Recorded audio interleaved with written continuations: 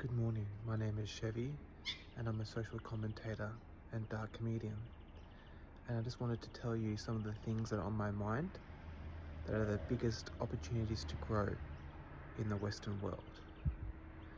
Now firstly, it is the baby boomers who are disconnected and they're materialistic and they're not family orientated and they're hoarding resources. It's not because they worked harder, it's because they were part of an economic opportunity post-World War II boom that have enabled the generation of 65 plus to have the anomaly on resources and political power as a result, and policy. Second, it's feminism. In particular, Western women have been programmed through social engineering to not have maternal qualities.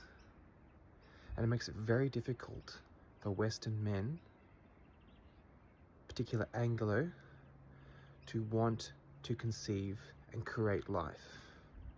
And it's creating a population crisis. A lot of people are turning to celibacy or pornography or international women. And the problem with that is there is elements of culture passed down through biology and ethnicity. So perhaps on a case-by-case basis, it's fine, but overall, if the vast majority of men of Western European descent are looking to the East, there's going to be elements of losing of one's identity, and it's not fair on the men from those countries to have Western men take their women. Thirdly, it's this result of the second point of feminism is people not having something other than themselves that they care about, including this movement of just self-care obsession whereby people just totally focus on making money and going to like wellness retreats and just going to Pilates and yoga and getting their hair done and getting massages, and they're so incredibly self-orientated, and the lack of children, it goes against the harmony of what makes human beings. It's a package deal. Like once you're an adult, you're supposed to have children because it changes your psychology and you don't just think about yourself.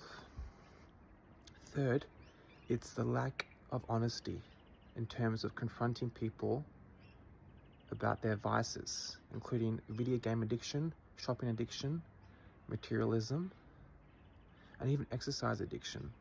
People should be willing to have these conversations without getting extremely defensive. So sometimes people need to remove themselves emotionally so they can just discuss things and understand not every conversation is supposed to be about flowers and chocolates. Some conversations are supposed to be kind of edgy, but you can cop it on the chin and realize if you're a grown adult that not everything is personal, not everything is combative.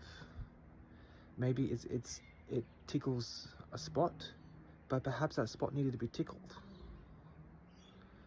Now, another issue I see is people having low ambition, as in they're not aiming for the maximum goal, they're settling for mediocrity. Now, in the past, before Donald Trump became president,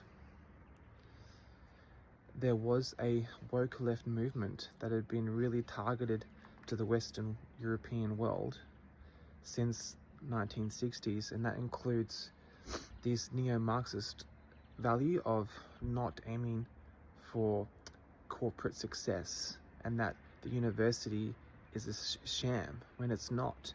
And it's not a bad thing to be involved in the corporate world. Obviously, it's a bad thing to just be obsessed with making money. But if you're like a artistic, creative person, you're the person who should be most involved in the corporate world, position of influence, because that's how you get things done. And it's a shame to have everyone in position of authority and power and influence be of people who are kind of only one brain thinking. You got to have people in high divergent thinking involved in positions of authority so you can have many thought babies. Another issue is just kind of coincides with the last issue. It's just solely chasing materialistic and financial goals and not knowing what to do with it. Like a lot of people I'm sure you've met, whereby they're so focused on just their work and making money, they've neglected their spiritual health. And there's no point making money if you haven't got spiritual health, because you're going to lose that money. Either your children, or you're going to make poor decisions, or you're not going to be able to utilize that money and that resources. Another thing is people neglecting their health physically. Like, you can be a non-drinker, non-smoker, non-drug taker, and you're still very unhealthy because there's a lot of chemicals in the processed food and soft drinks that are terrible for your cognitive abilities and your immune system.